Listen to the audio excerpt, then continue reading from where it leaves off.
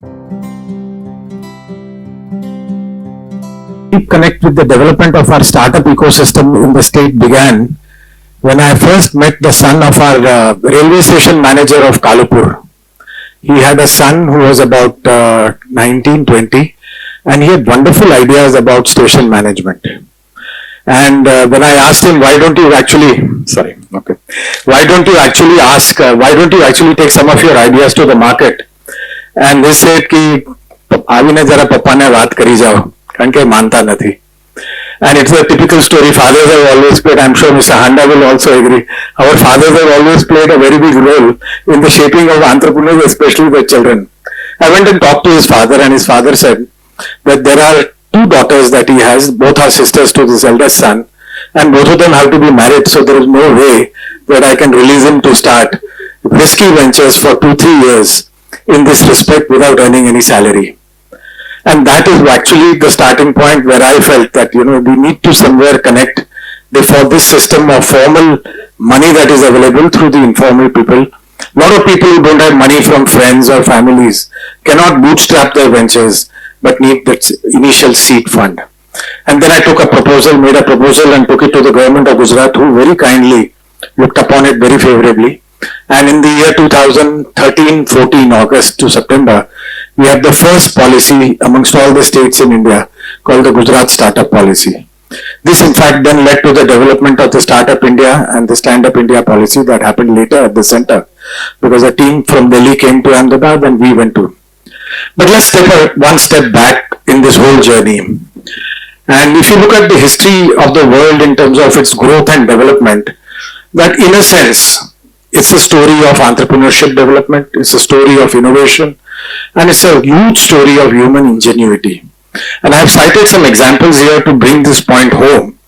For example, the invention of the fire, the wheel, which started the revolution for transportation, stone and metal tools, that time people used to hunt and cut trees for food, use of local materials to build homes and cooking vessels, using plants for developing issues of health, developing ornaments, toys and colors like indigo, and I'm taking you back to about 2,000-3,000 years as initially man went into all these areas. Even in the use of energy, you recall people used to burn grass initially to get the energy. They went on to wood, then wood they went to coal, from coal they went to oil, and now gas, and now renewables. So it's been a long journey. And I would also like to remind you that all of us are alive here today and eating healthy, primarily because of 2 or 3 inventions in agriculture, which was about understanding the development of crops, creating high value crops, and then also using fertilizers for nitrogen fixation, which has now made us self-sufficient in an export of food items. So technology development, economic growth is in fact a story of human development as we see through it all across the various centuries. I would also like to mention about the fact that each one of us here in these examples that I have mentioned are people who have applied these discoveries and technologies on a large scale to actually transform the systems and the way we have lived. We will never go back to heating from coal or heating from wood or heating from gas. We will now go into one single direction, which is the direction of economic development. And my urge to all of you today here, sitting here, is that instead of earning and looking for a job, instead of just simply earning regular wages and doing things, it's better that you apply yourself and be a part of the system of contribution to human development and human ingenuity. Money will come in its own, but if you set your focus in this direction of innovation and entrepreneurship as a way of life, then clearly it's a very good way to go forward. So with these initial remarks, I'd like to start the presentation, please. Yeah.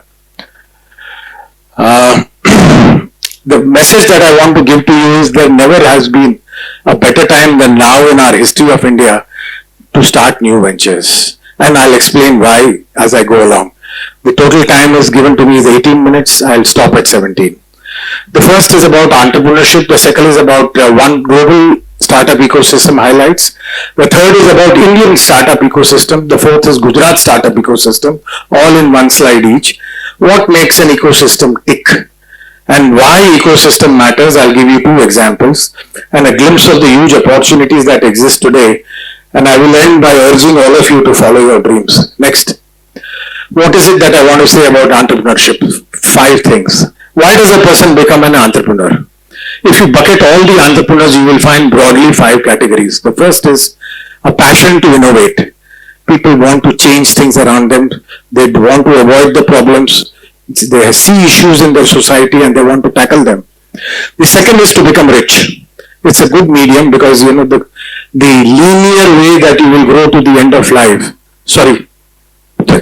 A linear way that you will grow towards the end of your life in your career, in your job, versus an entrepreneurial journey definitely has the attraction of making it big. The third is about family traditions. You are born in a family that is doing business.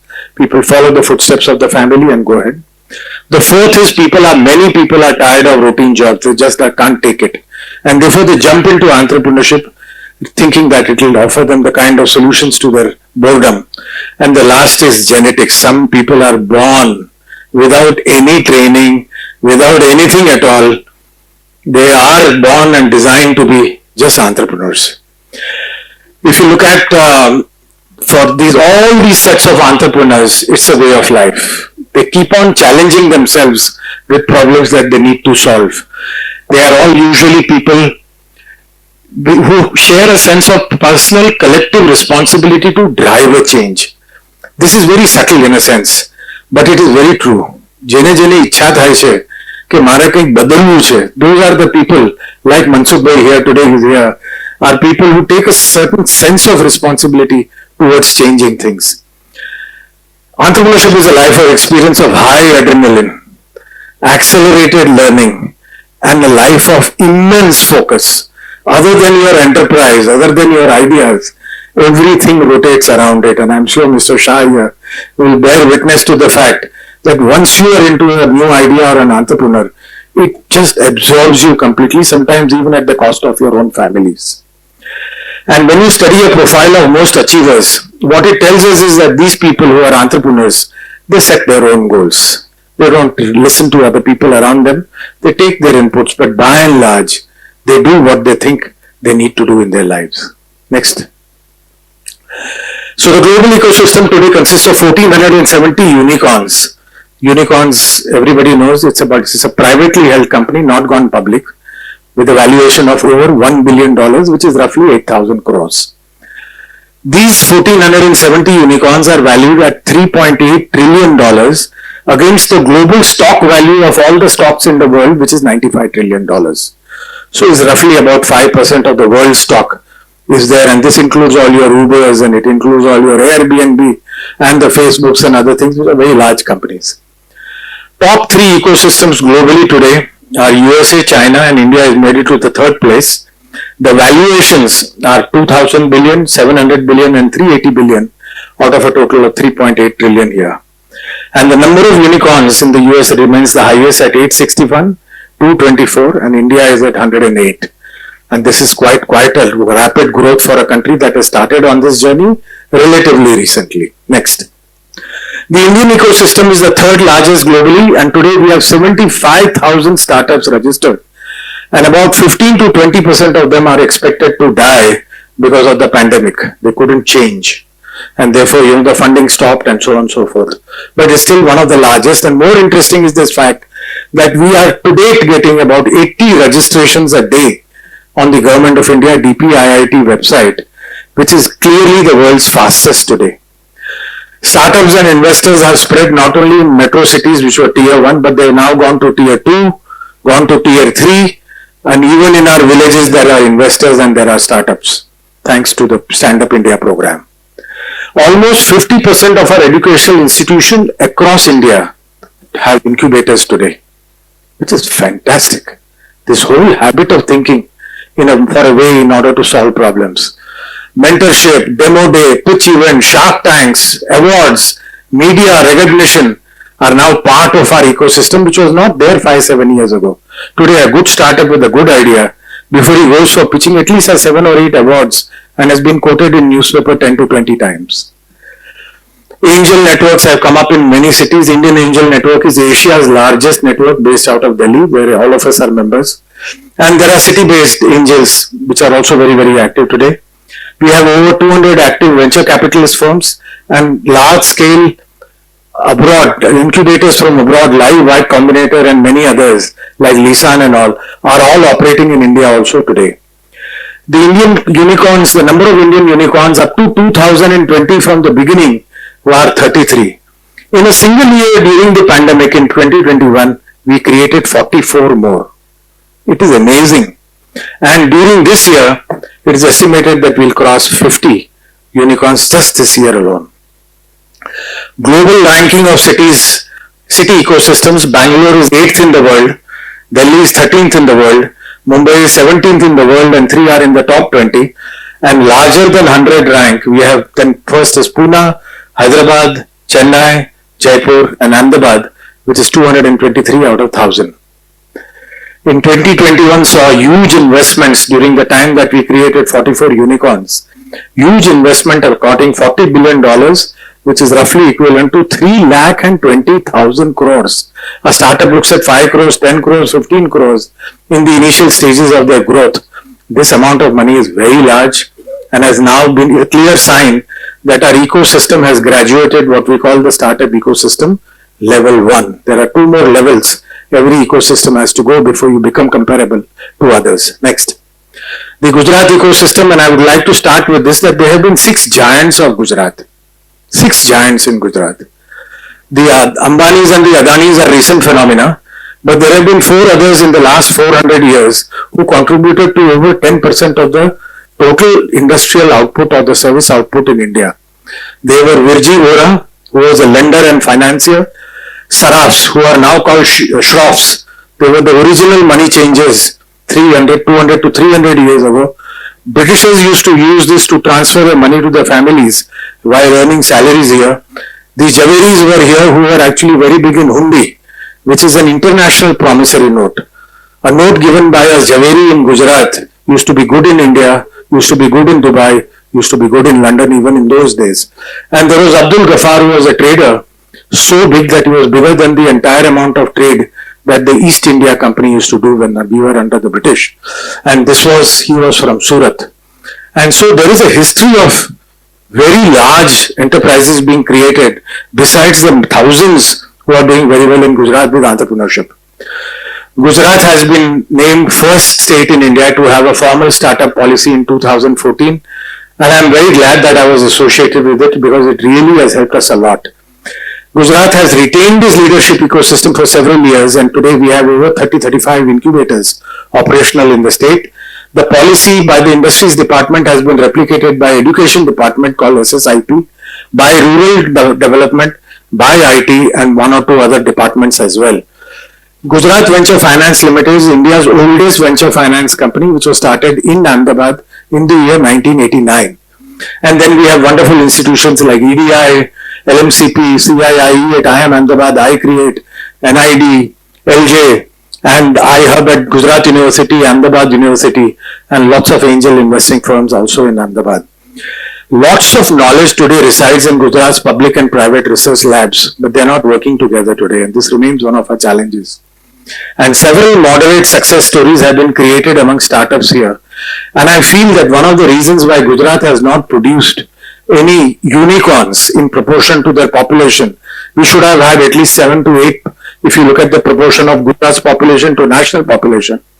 Discounting the fact that it is traditionally an entrepreneurial state, we should have had at least 7 to 10 unicorns out of 108. But we have not had it. The reason is Gujarat entrepreneurs do tend to focus more on seeing the bottom line and profitability. And I believe that they are not chasing valuations and market growth with, and to the extent that many of the other unicorns which are in India and abroad are still to see any profits in their huge ventures that they have created. Next. What makes an ecosystem tick? The classical definition which we have learned from 50-60 years of experience from countries that have created, like the US, a very large number of unicorns and very large number of success stories, is that you need to have a significant density. The word significant density is important. It shows that you must have a minimum critical mass. It's not enough to have examples. You must have a minimum critical mass. It may be 20, 30, 50, etc. of talent, infrastructure, funding, local demand, resources large companies and government all present together to make a good ecosystem work. This is extremely essential. Example, if we take Gujarat, and let's think about this together. The first point is that Gujarat startup ecosystem ranks number 1 in the world, and we have supported 550 startups over the last 5-7 years. But if you look at the tradition of starting in Gujarat, every year we create 15,000 new startups in manufacturing in Gujarat. Now you can see that Gujarat is a manufacturing state. We are working hard to do startup, but the startups are working in manufacturing. They are not working in the new sectors which are there. The number is 15,000 per year, whereas compared to 550 startups that have been supported in 7 years. So it's not that Gujarat is not entrepreneurial, it's not that Gujarat is not doing new things. The direction is different because of our tradition, because of our culture, and a variety of other reasons. So one of the challenges Gujarat has is that we need to connect these two ecosystems together, because these people don't innovate and these people are innovators. We need to connect these two. And Manish Bhai, I think this is something for you and Dinesh to really work on with Viral's help and team. How do you bring innovation into our traditional new startups which are coming up 15,000 a year, and ask them to do something different rather than just do more of what they are doing? There have been wonderful examples in the city of very wonderful things done by big houses which are innovative in nature. Mr. Handa is sitting here. He and his companies and several others here have looked at innovation as a means of driving development and growth. It is possible, it is doable, and it creates less competition for you because you have identified yourself with some unique ideas. There are no unicorns here, but we need to create large success stories out of this 550 so that they act as role models for others. के उसने किया तो मैं भी कर सकता हूँ. The third is the quality of the founder. In my experience of looking at these 30-35 incubators that we have, I find more than 40-50% of people are doing entrepreneurship or doing startups because they don't, either they haven't got a good job or because they don't want to do a job. They want to be their own bosses. But the fact is that is not enough passion to drive and devote an entire lifetime to creating a new venture in something that you believe in. And therefore that comes in the way of our growth as you look going forward. It's also true that ecosystem development is an organic phenomena. It takes time to mature, but it needs a clear pathway. Today what we have done in Gujarat and in India is we have created mentors, funders, ecosystems, incubators, but nobody is guiding the next pathway to startup ecosystem number 2 and number 3, which are catalogued abroad, to really show how an ecosystem progresses. And we today do not have a pathline, and we need lot of research in this area. Again, this is done by universities abroad. Next. Second last slide is ecosystem matters a lot for creating success. I want to cite you 2 examples, one from India and one from US.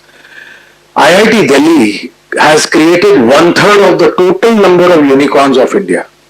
Just one IIT. There are 15 IITs and 15 IIMs roughly. But this one single institute has created a disproportionately large. There is a lot of learning here about how they do things different from other people. Similarly, at MIT, there is a Martin Short Institute of Entrepreneurship. They have created in the last 50 years 35,000 ventures. Out of it, 26,000 ventures are still alive today. They are functioning. And what are the revenues? Not valuation, but revenues. $2 trillion. 3 million jobs have been created from their alumni at MIT over 50 years, creating 1,000 new ventures even today. This is one institute in the US. And today the figure stands at over $3 trillion, which is almost the same as India's GDP created over 75 years. So ecosystem matters. What you provide in a university, what you do in the environment makes a big difference to what happens to your country and other places. And these are 2 examples. There are several others that you can look at. Some of the insights that I have been able to gain, IIT Delhi I am involved with because it's my alma mater, but MIT I have picked up from their founder chairman who created this institute, who has also shared a lot of insights as to what is it that drives MIT as number one in the US and one in the world to have done so well. The insights are many, but I will share 5 of them. The first is about co-founders and founders. People who start alone invariably die. 90% fatality takes place. If you have 2 founders, the chance of success is better than if you are alone. If there are 3 co-founders, the chance of is better than 2. And if there are 4, that is the optimum level, where you do better than all the other ventures. The second is multi-ventures. People start something, they fail. They go to another one, it partially succeeds. They try something else. Again, their experience over 50 years of research shows that people who have started one have less chance of survival than people who have started 2 less. Again, the optimum number based on empirical research is 4. So continue to try even if you have failed, because it's not a failure. It's a question of learning how not to do things. So once you are on the journey, it's part of your pathway. Just go on. The third insight is that the skills of the the skill of the co-founders has to be of different levels or different areas of skill. Don't create, my friend is a CTO, he does very good technology, I understand what he's doing, so 2 CTOs come together. 1 CTO, 1 marketing, 1 finance, create a pool of diverse skills and gender in order to improve your chances of success. Again, based on research.